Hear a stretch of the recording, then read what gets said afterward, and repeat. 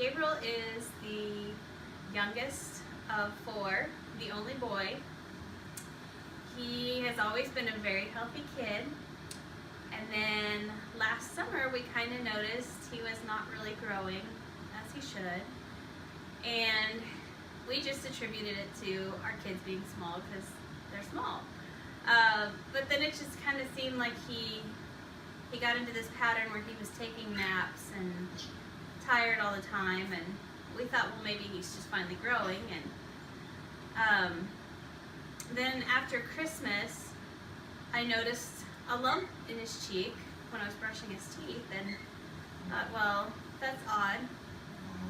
And a few weeks later, his face started to swell on the sides, and he was still very tired all the time, just seemed like he was walking around in a fog.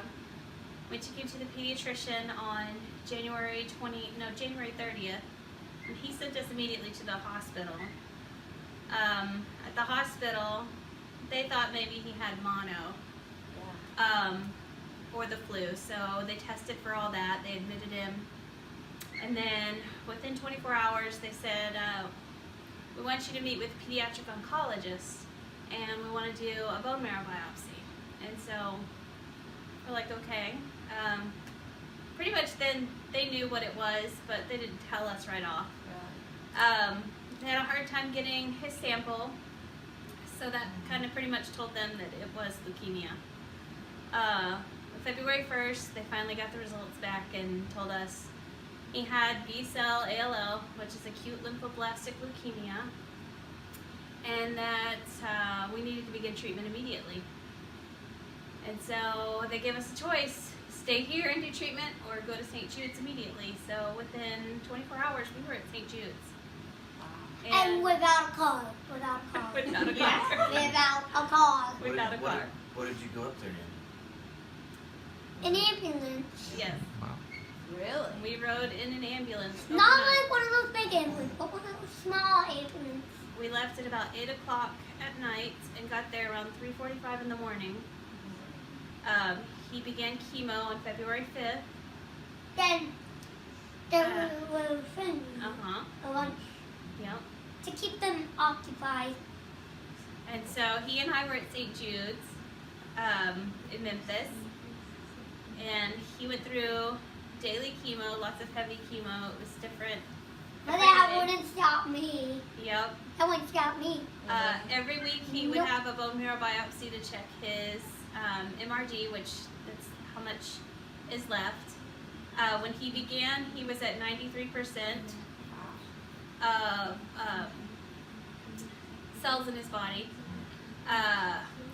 On March 20th, his last bone marrow biopsy, it was 0 MRD, 0.00 MRD. So he was officially declared in remission. And he's been in remission since. He has chemotherapy every week. And he will continue chemotherapy every week until July 2020. Really? Yes. Wow. We go back and forth to St. Jude's every 12 weeks. We're actually supposed to go Monday. So it's good to have a place for him to come back to relax, even on his daily. So we a lot of times have to tell him to go take time and just relax and go to his room and just not think. So it'd be nice if he had a place where he could just go into his room and forget about what's bothering him for a little bit and calm himself down and relax and That big enjoy TV it. would help, right? Yeah, I get really distracted kind of easily. I get distracted kind of easily. Like if someone's doing something really interesting, I'm like, what are you doing? I always like to say, what are you doing? I like sometimes go in there and play games, but mostly I just go in there in my room just to play on the iPad. We have iPads back there. So what does this room mean to you? This room kind of means to me that it kind of makes me happy. It does. hmm And be able to get dinosaur things. Yep. And pretty much